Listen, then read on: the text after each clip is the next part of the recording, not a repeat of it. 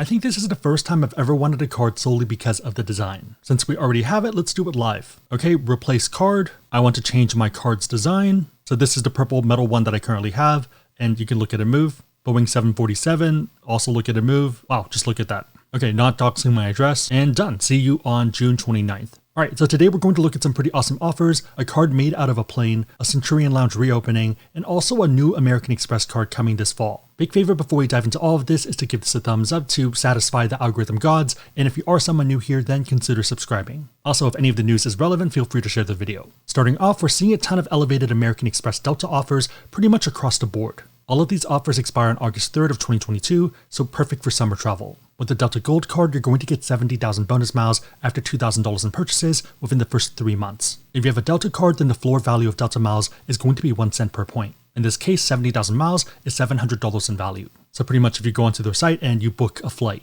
Generally though, you can get about 1.2 cents per point, so that's about $840 in value. I'd say that the target or ideal would be about 1.5 cents per point, but it tends to only happen during Delta Flash sales. If that does happen though, then that's about $1,050 in value. So we pretty much have the 3 ranges that we're playing with, and we'll do that for the rest of the cards as well. For this card, there is a $0 intro annual fee, but after the first year, it's going to be $99. Outside of the intro bonus, I would say that the value prop of the card is free checked bags. Could be super useful if you do a lot of domestic flying or if you go skiing or snowboarding, so anywhere that you would have to pay for that bag if you don't have status. I think for a lot of people, the Delta Platinum card is going to be the sweet spot. You're going to get 90,000 bonus miles after $3,000 in purchases in the first 3 months. Using the floor, likely, and also the target value that we talked about previously, that's about $900, $1,080, or $1,350. And again, this is value towards flights. You can't cash this out to invest in crypto. More on that later in the video though. There is a $250 annual fee and it's not waived in the first year. Value prop for the card is also free checked bags, priority boarding, but you also get a companion certificate upon renewal, which might make it a keeper card depending on you. If you have very high spend or business spend, then the status boost might be interesting as well. Flipping it over to the business side, we have the Delta Gold Business. 75,000 bonus miles after $3,000 in purchases in the first 3 months. Value here is about $750, $900 to $1,125. $0 intro annual fee, and after that, it's going to be $99. For this card and the 2 other ones that we're going to cover, the business perks are going to be the same as the personal ones. Delta Platinum Business is going to be 100,000 miles after $4,000 in purchases in the first 3 months. So $1,000, $1,200, and $1,500 in value at 1, 1.2, and 1.5 cents per point. $250 annual fee, but again, it might be a keeper card depending on you. The Delta Reserve Business has the highest intro bonus at 110,000 miles, but it's after $6,000 in purchases in only 3 months, so it might be a bit tight for some people. Here you're looking at about $1,000, $1,320, or $1,650 in value. Same $550 annual fee as on the personal end, and I guess the only difference might be that you can deduct this for business purposes depending on how you're using that card. The Delta Reserve card does have a pretty hefty $550 annual fee. I kind of consider it in the same league as the Platinum card because that's pretty much how people use it. So pretty much everything that we talked about with the Delta Platinum card, potential for upgrades, and also access to Centurion Lounges and Delta Sky Clubs when you're flying Delta. In effect, it replaces all of the credits with a companion certificate, but only on renewal. On that note, if you do want to learn about these cards or pretty much any other cards out there and you want to support the channel, we do have links on the website, AskSebby.com, and also down below in the description box. Make sure those links are competitive, but otherwise it's a huge way to support the channel, so thank you guys in advance. It means a ton. Let's spend 45 to 60 seconds answering the question that you probably have. Is there a downgrade path? On the personal side, you can downgrade it to the Delta Blue card, which is a no annual fee card. I'd actually argue that the credit implications are pretty immaterial here. It's more so the fact that you might piss off American Express if you cancel too soon, too early. Especially for the Delta Platinum and Delta Reserve card, they kind of have incentives to keep it for a second year due to those certificates, so you might as well do that instead of getting the ire of American Express. On the business side, you don't have a downgrade path to a no annual fee card. You can downgrade to the Delta Gold Business, but you're still paying an annual fee, and in that case, you lose out that intro bonus. On a side note, let me know if these tips help you out, otherwise I don't want to waste everyone's time. Also, remember to call in for a retention offer. Moving on, let's talk about the Delta 747 cards. American Express and Delta are doing a limited edition card made from an actual plane. As someone who considers themselves a travel nerd, I think this is the only card that I've ever drooled over. I guess they did do something similar back in the day with gift cards for a DC-9. Unsurprisingly, the gift card sold out pretty quickly. The limited edition Boeing 747 card is the first credit card ever to be made out of airplane metal. Each card is 25% metal, sourced from a Delta plane, so a retired Boeing 747. To be fair, it's helpful that it looks pretty damn cool. The limited edition Delta SkyMiles Reserve and Reserve Business cards are available to new and existing US cardholders. I ended up doing the request online and it should get here in about a week. There's no word on how many are going to be available, but there is a time limit. The card is only going to be available through August 3rd of 2022. Incidentally, also when the intro bonuses for the swath of other cards ends.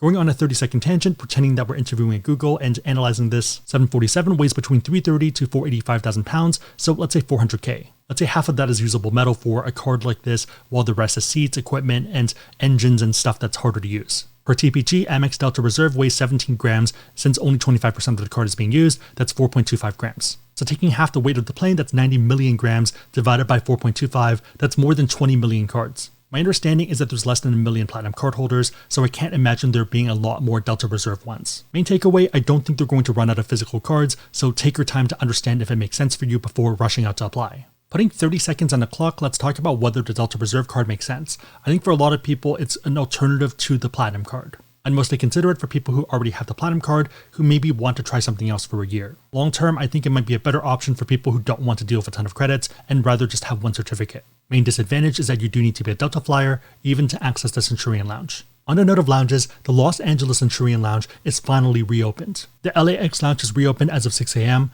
on June 15th. I'm in New York for the next week reviewing hotels and also for NFT NYC, and then LA after that, so hopefully it stays open until then. On a side note, I might do some last minute subscriber meetups, so if you're interested in those, follow us on Instagram at AskSebby and also on Twitter. The Centurion Lounge will welcome flyers between 6 a.m. and 4:30 p.m. Hours are a little bit weak, but better than nothing. The in-lounge Exhale Spa will remain closed due to continued building maintenance and construction work. I'm guessing they isolated the ventilation issue to that area. Until the spa reopens, they're going to offer complimentary chair massages and self-guided Theragun treatments. One thing I love and miss about Asia is that a lot of the lounges do have massage chairs. I have a handheld one, but the chair is a different vibe. Breakfast includes avocado toast, something that I don't want to butcher, but pretty much eggs, uovo al purgatorio, croissant bread pudding, and also French toast.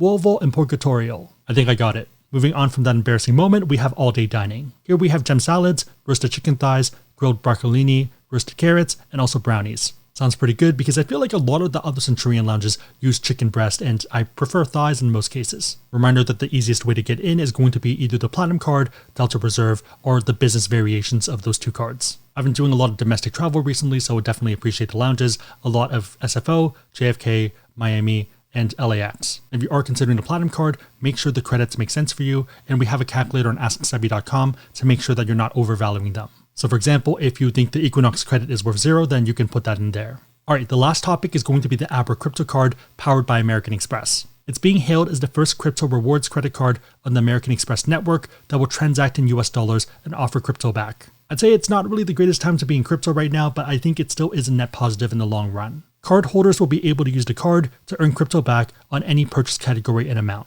It sounds like it's going to be a 1.5% back on everything everywhere card, but if they want to break the mold and be a bit more competitive, then I'd go for 2% everywhere. The crypto rewards will be tradable over 100 different cryptocurrencies supported by Abra with no annual fees or foreign transaction fees. I'm guessing given the current nature of everything, it's probably going to earn USDC, and then you can turn that into something else. To be fair though, no foreign transaction fee for a no annual fee card is pretty solid. The card will offer several benefits from the network, including American Express offers, pre-sale ticket access, global dining benefits, and purchase protections. One of the questions I have is whether this is going to end up like Delta, Hilton, and even something like Morgan Stanley, where American Express manages a lot of it, or if it's more like Wells Fargo, where they kind of want their hands in it. Maybe I'm wrong, but for something like Wells Fargo and the credit unions that use American Express, it feels more like they're using the rails rather than a partnership. And also, in case you're wondering, the Wells Fargo American Express cards also have a lot of these similar perks. I'd say that in itself isn't really indicative of which way it leans. The Abra crypto card is expected to be first available in late 2022. I'm kind of curious if that ends up getting pushed into 2023, whether early or summer, given the current market. As of filming this video on Friday night instead of doing something else, Ethereum has broken past $1,000. As of 3 a.m., it's still under $1,000. To be fair though, it sounds like Abra has been playing it relatively safe compared to some other options. The CEO of Abra literally went on CoinDesk to talk about why the Luna collapse was good for the crypto market as a whole. Whether the card is worth it depends on how you view crypto, how they pay it out, and also what the rates end up being. I know some people argue that 1.5% back in crypto is a lot better than 1.5% cash back, and you can argue both sides of it. My view is that even if it can go up, it can also go down. Most people I know who are actually building products and fundraising and building companies are kind of expecting a 2 to 3 year winter. For me personally, I'd rather earn 2% to 5%, and then if you really want to do crypto, you can cash that out and do that instead. My guess is that you're investing over a long period of time. The benefit of travel is that you can lock in elevated value, and if you were going to travel anyways, then instead of using cash to travel, you're using points to get higher value, and then you can use the cash to just invest. Your mileage may vary, so do what makes sense for you. The last point I'd make is that there are a lot of cashback and point cards that can be redeemed for cash and liquidated, and you can do other things with, and there's a lot of hotel and airline cards, so in those cases, you can use those points to travel. Again, if you want to learn about cards, whether American Express or some other issuer, we have links on the site, AskSebby.com, and down below in the description box. If you made it to this point in the video, then leave a plane emoji down below, and I'll try to heart it and also respond to it. My question for you is, what American Express cards are you considering right now, and would you care about a card made from a plane? Also, last one, which is probably more controversial, is what are your thoughts on crypto as a whole? Do you think it's the future? Do you think it's a scam or something in between? Let me know and everyone else know in the comments down below. Big favor, give this a thumbs up, share with any friends, but otherwise hope you liked it. See you next time.